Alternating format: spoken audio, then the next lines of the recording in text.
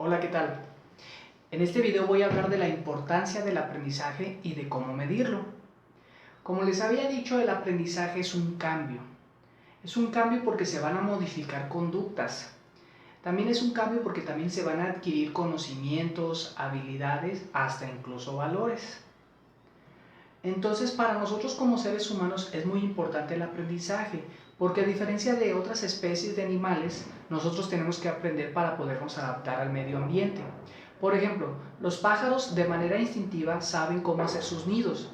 Nosotros para poder hacer una casa, pues tenemos que tener una instrucción, ¿verdad? Estudiar muchos años de ingeniería o de albañilería, ¿verdad? Para poder realizar nuestra casa. Otras especies saben, por ejemplo, las ballenas viajan desde Alaska hasta México y lo saben de manera instintiva. Nosotros para poder viajar, pues tenemos que, alguien nos debe de instruir para viajar por medio de mapas, de calendarios, saber qué ruta seguir. Entonces necesitamos mucho el aprendizaje. ¿Sí? El aprendizaje nos va a ayudar a adaptarnos al medio ambiente y sobre todo qué conductas son las que más nos van a favorecer y cuáles no.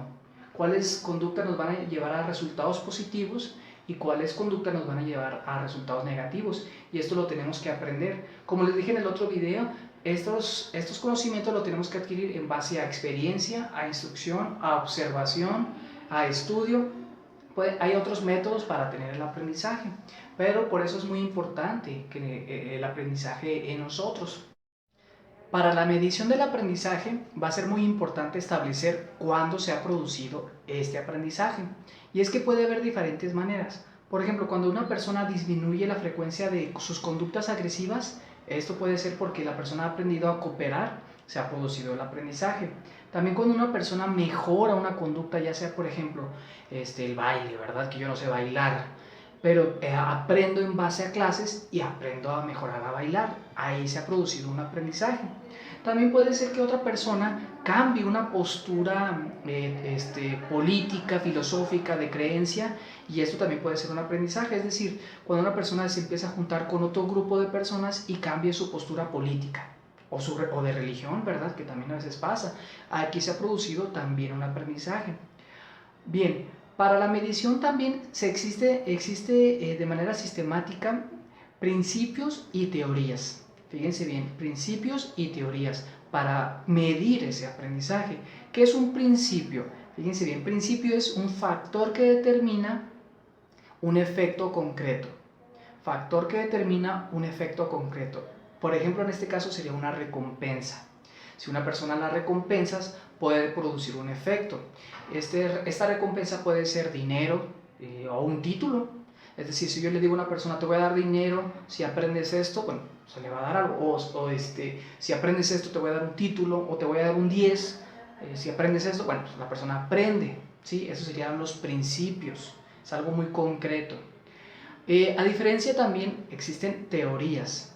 Teorías que en este caso, pues una teoría es una explicación sobre los mecanismos subyacentes para que se dé el proceso de aprendizaje o de adquisición de un conocimiento. Es decir, en los principios sabemos qué factores determinan el aprendizaje, ¿sí? En las teorías vamos a ver los mecanismos subyacentes para que se haya dado el aprendizaje. Es decir, aquí son los qué factores y acá es por qué esos factores ejercieron influencia para que se diera ese aprendizaje. Les voy a poner ejemplo. ¿Por qué un niño aprende? El niño aprendió porque puso atención. Es decir, si la persona pone atención, va a aprender. Si ustedes se fijan, la atención no se ve, no es una cuestión concreta, sino es una cuestión que se analizó, se observó, se tuvo que ir de manera interpretar para descubrir que la atención tenía que ver con el aprendizaje. Otra teoría dice, por ejemplo, que el nivel de inteligencia va a determinar el nivel de aprendizaje. Si ustedes se fijan, la inteligencia no es una cuestión concreta y es una cuestión que nos dice por qué una persona puede aprender. Entonces hay que tomar en cuenta eso en la medición del aprendizaje. ¿Qué principios y qué teorías están influyendo para que se dé? ¿Vale? Les mando muchos saludos. Recuerden, siempre voy a estar al tanto de sus dudas, de sus comentarios. Pueden agregarlos aquí. Saludos, que estén bien. Hasta luego.